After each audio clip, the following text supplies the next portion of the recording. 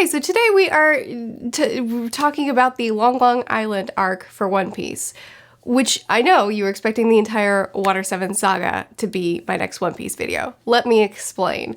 I've almost finished the second arc in this saga, which I'll put it here just to be super painfully clear. There are 4 arcs in this saga, and I've almost finished the second arc in this saga. And at this point that I'm filming it, there's already so much to discuss that I don't want to try to cram all this stuff into one video. So I looked ahead, and it seems that from this point forward, the sagas are just going to get longer and longer and longer. So even though in the first 3 sagas I have reviewed them by saga, not by arc, I think from this point forward I need to start reviewing arcs in order to not just like try to cram so much information into a small space. Like give us time to really chat about this stuff, because I wanna not leave things out. So, because I'm now reviewing arcs instead of sagas, that means it's a lot more content. So, I am officially instituting One Piece Fridays. So Tuesday, Wednesday, and Thursday are still going to be my regular book content. And then Friday is going to be dedicated to One Piece content. It will either be a review or just a discussion type video like the Luffy video was. But every Tuesday, Wednesday, Thursday are my regular bookish content, and then Friday is dedicated to One Piece. You got me, weebs. I really love this series. So anyway, today we're talking about Long Long Island, which I enjoyed a lot. Yeah, there's going to be a lot of screenshots on the screen again, like there have been. This time it's going to be a mix of the black and white and the color versions. I'll explain that later on in the video. But this video is going to be dedicated to the Long Long Island arc, which is chapters 303 through 321, volumes 32 through 34, and I really enjoyed it. So the basic description of this one, since I'm far behind most of you, the basic description of this one is that after they leave Skypiea, they encounter this, well, they end up on this island where everything is long. The fruit are long, the trees are ridiculously big, the animals are very large, the people seem to be normal, but that's the only thing. But it's also been abandoned, and they meet this fellow who's been stuck on stilts for 10 years and his horse who's been waiting for him for 10 years. All the other inhabitants of this island have crossed because they have this cool, I just love the world building. I just love each new place we explore has its own unique stuff to it that I find fascinating. I don't care that everything's long, but the fact that when the tides get low, all these islands are connected so they can cross to the next island, and there's this group of people that their life is to just move from island to island. As the tides get low, they move together and they live in a new area for a while and then move again. And I just think that's fascinating. That's such a cool world idea. That's such a cool group of people. I think that's so neat. Anyway, back to my summary. So we're at this Long Long Island. We meet the fellow and his horse, and then we meet Foxy and the Foxy Pirates. Because they try to capture the horse, or do capture the horse. Anyway, Foxy and Luffy agree to a Davey Back Fight, which basically you have a series of competitions, and whenever you lose a crew member. The winning team gets to pick one of your crew members, and they have to pledge loyalty to them and become a part of the crew. High stakes. I loved it. I loved the humor in this arc from the very beginning, with Luffy being mad that the bamboo trees were fighting him and he refuses to lose, and then once the guy falls off after Luffy fights the bamboo trees, because how dare it, and then the man falls off the bamboo trees, and Luffy then suddenly shifts into, oh, this must be the bamboo tree spirit that has been knocked out of the tree when I killed the tree. It's just like, the leaps you make, man. Like, I mean, I know this is kind of a nonsensical world, but also, why do you jump to that? I mean, it's not like a man on stilts for 10 years is a logical conclusion either, but still, I love Luffy. But Another character, well, I love the old man. I can't remember his name now. I don't know if he ever got a name. I love him too, when he invites them into his home and he's like, here, have some milk. Ah, milk's disappeared. Here's some cheese. And why would you do it? Why would you offer them your curdled milk? Do you really feel like this is a good payback? Do you really feel like you're being generous here and a good host? But then too, also, I mentioned in a previous video, I think in my last review, yeah, my last review for Skypiea, I mentioned that Usopp, I'm starting to catch on that he is sort of the realist of the group, the one that when every other crew member is just going with the flow and just like, yeah, okay, we're doing this now. Usopp is the one that's saying, no, this doesn't make sense. How about we think? And everyone ignores him. And he just is the one that's screaming logic into the air of nonsense, right? And I mentioned that if this is what we do with Usopp, I'm gonna start really liking Usopp. And I loved the role he played in the Long Long Island arc. One of the first instances of Usopp being amazing is with the cheese, where the guy's trying to get away with it. And of course, Luffy is just like, oh, I can have this cheese? Sweet. And Usopp is like, no, obviously this is the curdled milk. Why are you even trying to give us this? What? Don't eat it. What's wrong with you? And it's like, in a world where Luffy would just eat the cheese and immediately pass out like the old man did, Usopp is just constantly screaming, why don't we just think for a moment? Anyway, then the Cherry, the horse, which I couldn't really tell.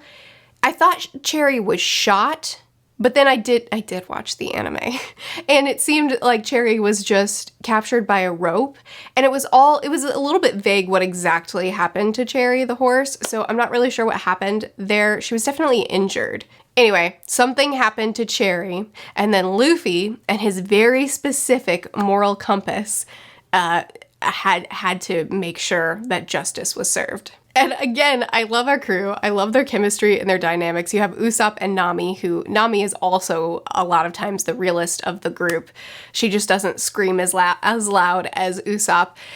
And when they're explaining the Davey Back Fight, and they explain, if you walk away, you'll be a laughingstock? And Nami's like, cool, let's get laughed at and leave. And you have Zoro saying, I'd rather die than be laughed at. And it's like, we could lose members of our crew. Why is that your line? And the rest of the crew is like, yeah, me too. Yeah, we definitely don't want that. And then you have Nami and Usopp that's just like, why? And then, of course, what's her name? Robin. Robin just kind of goes with whatever the crew wants to do, which I love her dynamic. She's very Zoro-esque, but her own. I'm really loving Robin as well. I also, again, just love the dynamics of this crew because you have Usopp, who's furious at Luffy for accepting this challenge, and then Luffy's mentality for everything is so simple and childlike and doe-eyed, and I love it about him. And he's just like, what's the problem here? We just have to win. Like, I love that logic where Usopp is weighing the cost, and he's like, this is not worth it. And Luffy's like, why wouldn't it be worth it? We just have to win. It's so simple. Then we get into learning more about the competition and what the different challenges are gonna be. You have them fighting over what positions they're going to take, which jobs, which roles they're going to play in, and then fighting over not wanting to do it, which is also excellent. Usopp, of course, making up some sort of sickness, Nami telling him to suck it up, and the guys wanting to get the toughest jobs and not work together. It's excellent. Anyway, in the first competition, Usopp, again, was a great asset to the crew, which, you know, maybe I just haven't paid enough attention to him, but he really hasn't seemed to be much of an asset to the crew up to this point, but not just in his ability to, you know, be a comedic relief and be the realistic one, but he was planning and he was dictating, especially in the first round, what they need to do. And then with the stunt he pulled off with the dial, what's it called? Dadgummit, I forgot it in the last video too. Impact dial? The seashell thing, where he nearly blew his hand off, which the boy will do anything to get out of any kind of danger, but he and he burned his hand very badly for the sake of getting them a little bit ahead, which I loved. Oh, I also really loved the crew's reactions every time Foxy and his crew would cheat and the ref would intentionally not notice, and the way, like, how angry they get, how they defend each other, how they have to hold Luffy back from just destroying everyone because how dare you cheat in this competition. It was just, this whole arc was just so much fun and such a laugh. Anyway, we move on to round 2, and since Chopper has been taken away, Zoro and Sanji are paired up, just the two of them, to play this ridiculous game.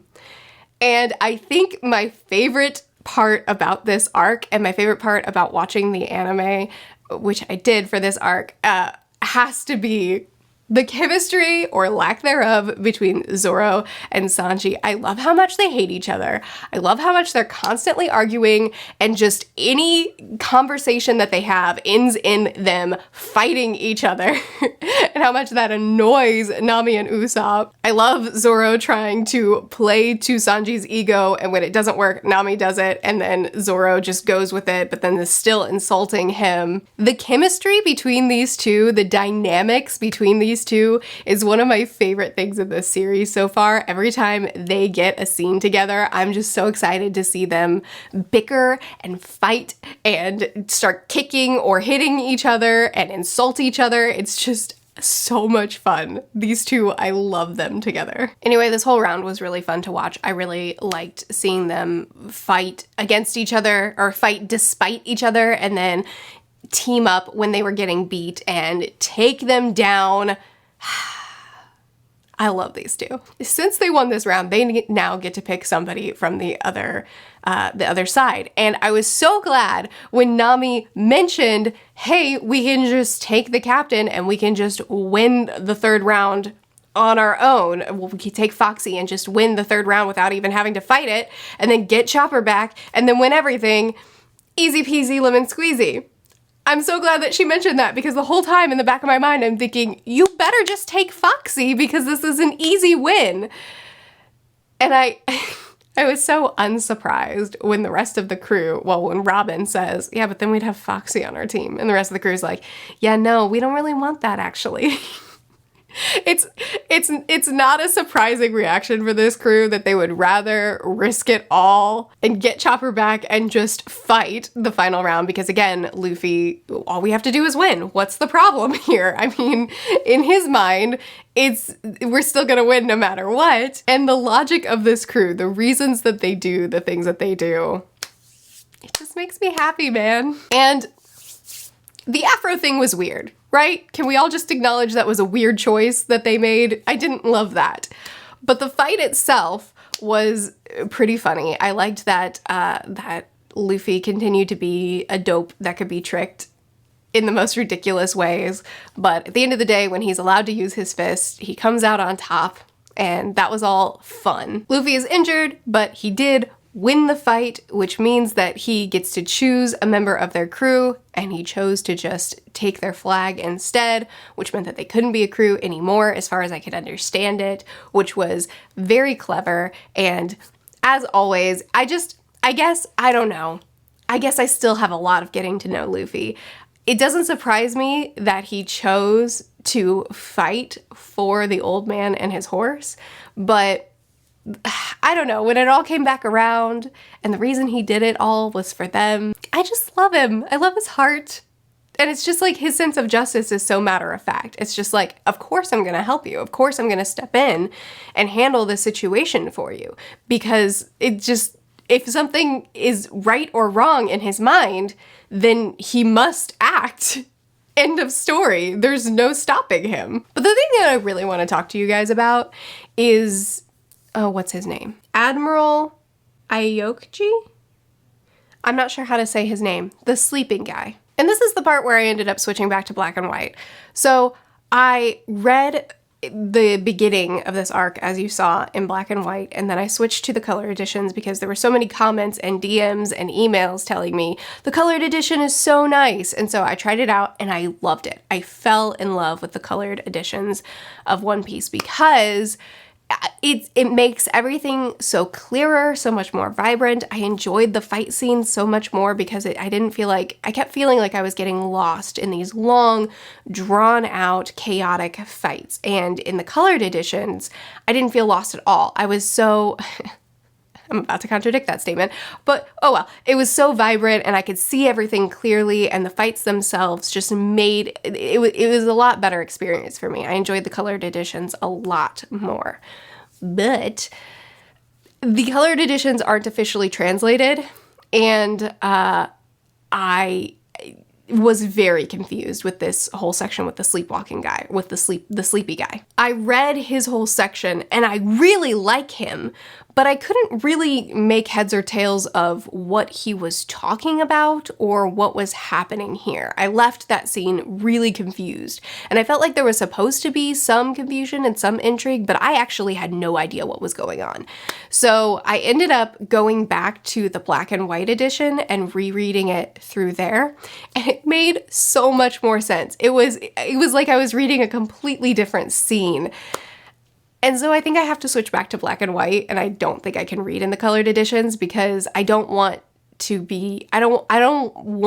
to misunderstand things because the colored editions are translating things in a way that I can't understand. So I ended up just biting the bullet and I bought a tablet to read on a bigger screen because reading the manga on my phone has been not fun.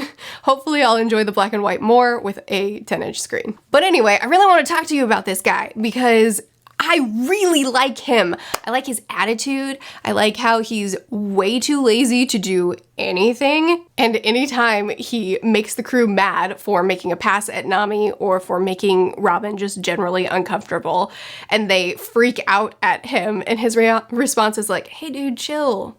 Cool, man. Cool it, man. I'm not trying to do anything. It's fine. Like, I love his no worries kind of attitude. It's beautiful. Anyway, I also love this character because of his abilities. He has these freezing abilities that are so cool and basically make him too powerful for the crew.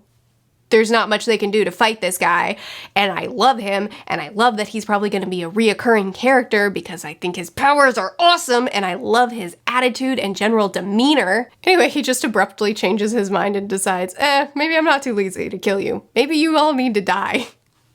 So they fight. Luffy, because he's Luffy and he's wonderful, challenges him to a one-on-one fight.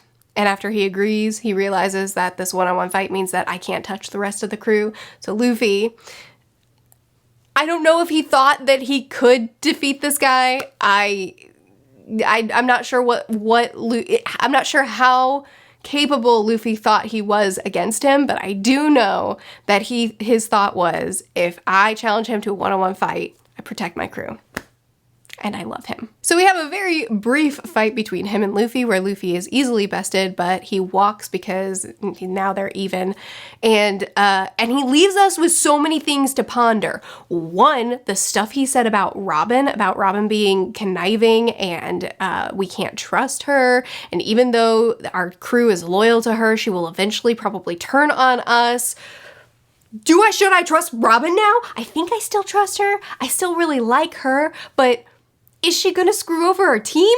I don't know. He's planted seeds of doubt in my mind. But then what he said about Luffy's grandpa and how that affected Luffy, what do you mean? What's that about? Who's his granddad? Why is that such a big deal to Luffy? And then he checks something and knows that their next destination is Water 7, so he's gonna meet them there. How do you know? How do you know their next? Does he also have a log pose? Is that what it's called? That thing that the navigator's tool that Nami uses? Does he also have one of those, but somehow he knows what it's going to point to next? How does he know where their next destination is? How does he know? I don't know if I'm supposed to be this. I don't know if it's supposed to be this mysterious or if there were clues earlier on about him that I missed and things are supposed to be coming together, but I'm a little bit in the dark, but the right kind of in the dark, the kind where there's so many little things happening here, so many little bombs that he has dropped that I don't know what it all means. but I'm so excited to find out. He was such a great character to end this arc on. He was such a great character to end this arc on. Awesome personality, excellent skills, and actually real, like, our crew can't beat him, and now they're even, so the next time they face off, he could kill them, or at least do something very bad. He has dirt on both Luffy and Robin, and now he makes me doubt Robin, and somehow he knows where they're going next. I don't know, but I'm excited. Anyway, like I said, I've already started arc 2. I'm not done the second arc. What's it called? Oh, it's called Water 7, isn't it? Hang on, let me double check. Yeah, Water 7. I've already started Water 7. I haven't finished it yet, but next week there will be a review for it. I'm enjoying it so much. Listen, I really like this series. I like it a lot. It's doing a lot of great things for me, and I'm just very excited to keep reading more. Thanks for hanging with me during this ridiculous journey where I'm exploring something that everyone else in the world seems to have already known about and fallen in love with. Oh, I should mention, I did mention a couple times that I was watching the anime. I said in my last video that I wasn't going to continue on with the anime, but this competition was so fun. I wanted to see it in action, and primarily, I wanted to see Zoro and Sanji constantly bicker and fight in motion, and I was not disappointed. I don't think I will continue on with the anime for very long because it is very different. There's a lot of stuff added and a lot of drawn out stares to kind of pad the runtime, which is fine. And I do like parts of it, but I don't see myself sticking to it, but it is really cool to see some very specific scenes in the anime, because the anime does do it quite well. Oh, also, I learned in the last video that there's this subbed versus dubbed debate. I watched it dubbed. I'm so sorry. Anyway, back to my exit statement. Thank you so much for being on this journey with me. I'm having so much fun reading through One Piece for the first time. I'm officially hooked. I mean, I'm so into it at this point. Last night was looking into potentially just buying the whole series, but then I ran away because holy cow, that's expensive. And I bought a tablet instead, like I said. But I am loving discussing it with you guys. I'm reading pretty much all the comments. I'm reading a lot of the comments. There's so many, but I'm loving discussing it with you guys. I'm staying far away from Googling things and from watching One Piece dedicated videos because I don't want to be spoiled on anything, but I'm having so much fun watching it all, reading it all. Anyway, check out my Patreon if you feel like it. We have a lot of fun discussing a lot of things there, including One Piece. Also, you could potentially get early access to these videos through my Patreon if you want to. Be sure to chat with me more about it in the comments. I'm really enjoying discussing it with you guys, and you guys explaining stuff that I miss is awesome as well. I post videos every Tuesday through Friday, and Fridays are now One Piece Fridays. I'll see you guys again soon. Bye.